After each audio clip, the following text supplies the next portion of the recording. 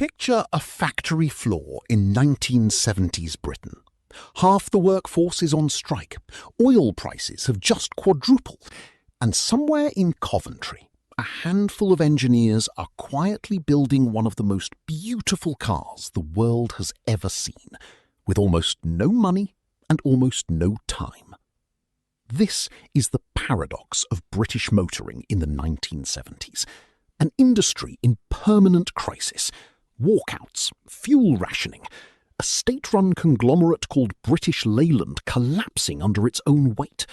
And yet, out of that chaos came 10 of the most innovative, daring and unforgettable cars ever built on British soil. By the end of this video, you'll know exactly which car earned the title of the single greatest British car of the entire decade, and why an off-road workhorse ended up parked inside the Louvre Museum in Paris. Let's count them down. Number 10. Triumph Stag. In 1965, Italian stylist Giovanni Michelotti was simply asked for a design study. What came back was a low, elegant convertible so good that Triumph rushed it into production. But the Stag's in-house V8 hid a fatal flaw. A high-mounted water pump that ran dry if coolant dropped even slightly, cooking the aluminium heads. Warranty claims piled up, and America, its intended market, abandoned it within 17 months. So why does this flawed Grand Tourer still make the list? Because modern parts have finally fixed what British Leyland never could, and today over 4,000 Stags still roll on UK roads. If a broken cooling system couldn't kill the Stag's legacy, could a car built to replace an automotive legend survive the weight of expectation? Number 9. Jaguar XJS. Replacing the E-Type was one of the hardest jobs in automotive history. Aerodynamicist Malcolm Sayer designed it by mathematics, not instinct, chasing a drag coefficient so low it embarrassed rivals twice its price. Then Sayer died before the car was finished, and critics called his unfinished vision bizarre. But on American racetracks, the XJS silenced every doubter, winning back-to-back Trans Am titles in 1977 and 1978. Sayer proved that aerodynamics could win races, but could Ford prove that a family saloon could win an entire nation's driveways? Number 7. Triumph Dolomite Sprint. Engine designer Harry Mundy had a genius idea. 16 valves driven by a single camshaft instead of two.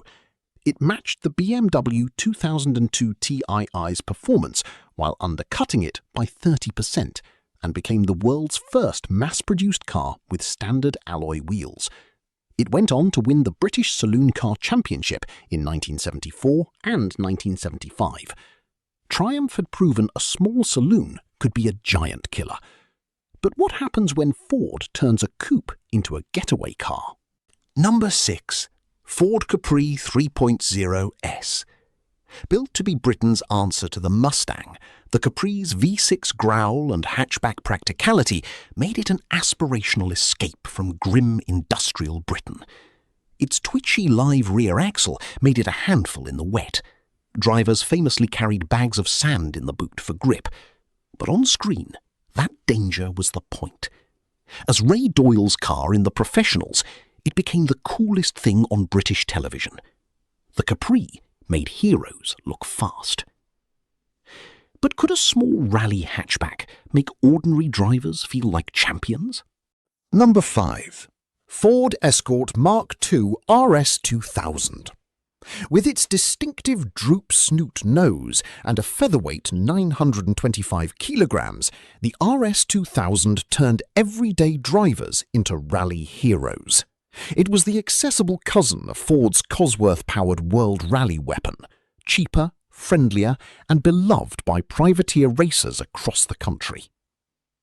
If the Escort was Britain's affordable hero, what happened when the country finally tried to build a real supercar? Number 4.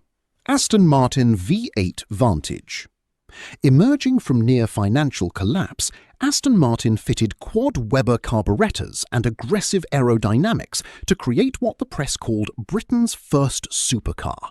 375 horsepower, 170 miles per hour, and a 5.3-second sprint to 60. Every engine was hand-built and stamped with its builder's name. But while Aston chased raw speed, could Rover reinvent the entire shape of the executive car? Number 3. Rover SD1 3500. David Bache styled it with the flowing lines of a Ferrari Daytona, wrapped around a feather-light aluminium V8. It was crowned European Car of the Year in 1977, a genuine triumph for British Leyland.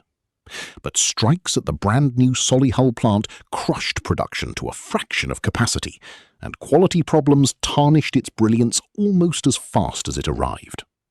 Britain could design a masterpiece, but could it build one small enough to rival a Ferrari? Number 2. Lotus Esprit S1. Giorgetto Giugiaro's razor-edged folded paper wedge was so striking that Colin Chapman greenlit it straight off the concept stand. Built around a steel backbone chassis at under 900 kilograms, it outhandled rivals nearly 200 kilograms heavier. Then Roger Moore drove one off a pier in The Spy Who Loved Me, and it became a submarine, turning the Esprit into a global icon overnight. The Esprit conquered the box office, but one car didn't just win over audiences, it created an entirely new kind of vehicle from scratch. Number 1. Range Rover Classic. For decades, cars were split into two worlds: rugged off-roaders that punished your spine, or comfortable saloons that couldn't leave the tarmac. Spen King and Gordon Bashford refused to accept that trade-off. They mounted a refined body on a ladder-frame chassis, replaced stiff leaf springs with long-travel coil springs, and paired it with a lightweight V8 and full-time four-wheel drive.